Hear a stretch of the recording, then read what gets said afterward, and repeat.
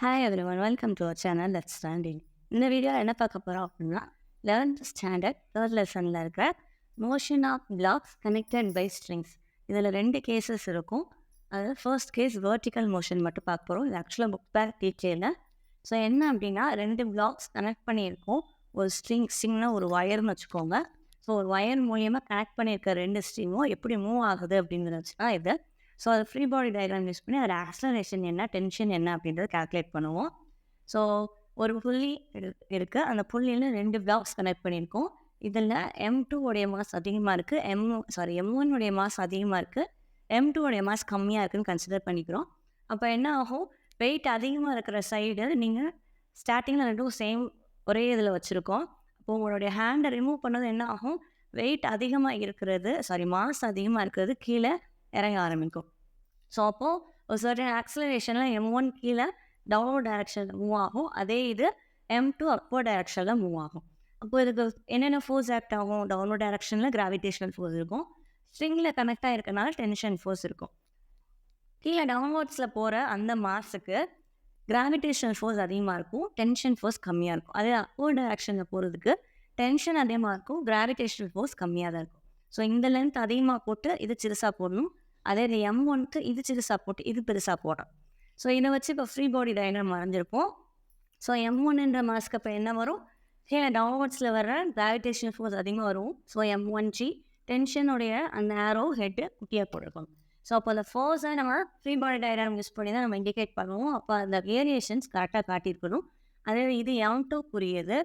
So M2 உடையது என்னது, downward டைரக்ஷனில் உள்ளது ஷார்ட்டாக இருக்கணும், மேலே இருக்கிறது ஹைட்டாக இருக்கணும்.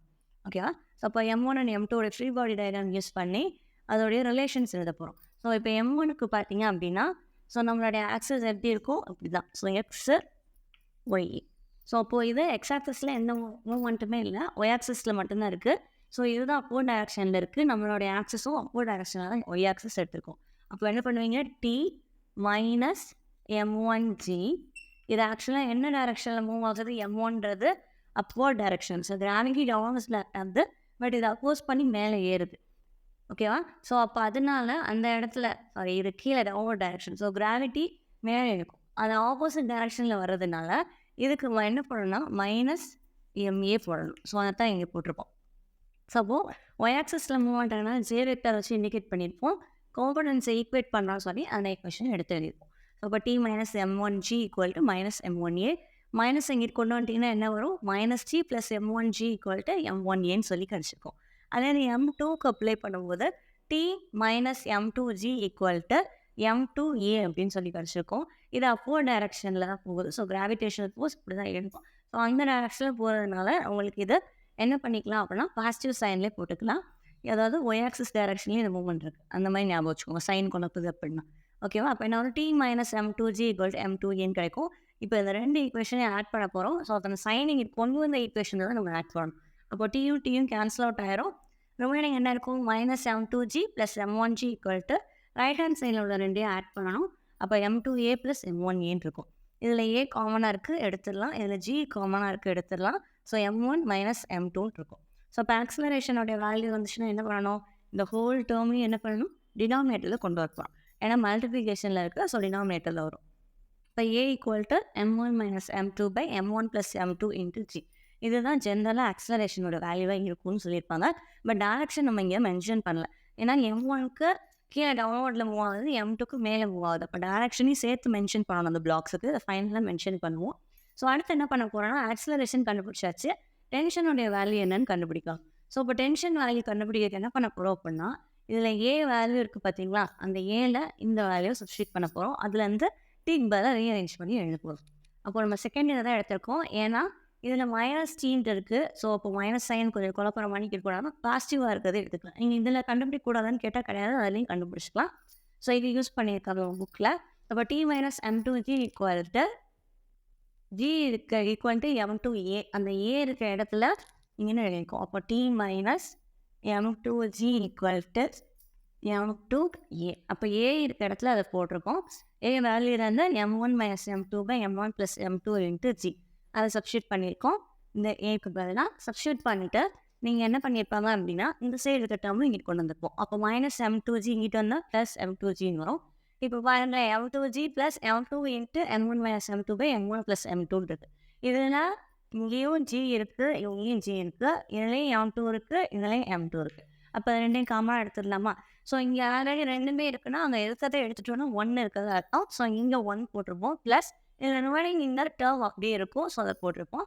ஸோ இப்போ M2G into 1 plus M1 minus M2 by M1 plus M2 இருக்கும். ஸோ இப்போ கிராஸ் மல்டிப்ளை பண்ணுங்கள், எல்சிஎம் எடுத்து சால்வ் பண்ணணும்ல. சால்வ் பண்ணால் என்ன கிடைக்கும்? இந்த இடத்துல 1 இருக்க இடத்துல M1 ப்ளஸ் M2 அடுத்து என்ன இருக்குது? ப்ளஸ் M1 மைனஸ் M2 இருக்கும். Divided by M1 plus M2. இதில் இருக்க இந்த M2 கேன்சல் அவுட் ஆயிரும். அப்போ 2M1 மேலே கிடைக்கும். அப்போ 2M1 by M1 plus M2. Already இங்கே M2 இருக்குது, ஒரு G இருக்குது. அப்போ அதையும் சேர்த்துக்கிட்டிங்க அப்படின்னா என்ன கிடைக்கும்? 2M1 M2 G by M1 plus M2. இங்கே ஆல்ரெடி இந்த G காமனாக இருக்குன்னு நீங்கள் போடக்கூடாது. ஸோ அதையும் போட்டிருக்கேன், தப்பாக போட்டிருக்கேன். ஸோ அதை மாற்றிக்கோங்க. ஓகேவா? ஸோ அப்போது இங்கே G காமனாக எடுத்தாச்சு, M2 காமனாக எடுத்தாச்சு. அப்போ இங்கே 1 ப்ளஸ் இந்த ஹோல் டேர்ம் இருக்கும். எல்சிஎம் எடுத்து சால்வ் பண்ணிங்க அப்படின்னா 2M1 கிடைக்கும். ஆல்ரெடி ஒரு M2 இருக்குது, ஒரு G இருக்குது, டிவைடட் பை டினாமினேட்டரில் இருக்கட்டும். ஸோ இதுதான் டென்ஷனுடைய வேல்யூ. அப்போது உங்களுடைய அந்த 2 பிளாக்ஸோடைய ஆக்சலரேஷன் எப்படி இருக்குன்னு சொல்லியாச்சு, அதில் இருக்க டென்ஷன் வேல்யூ எப்படி இருக்குன்னு சொல்லியாச்சு.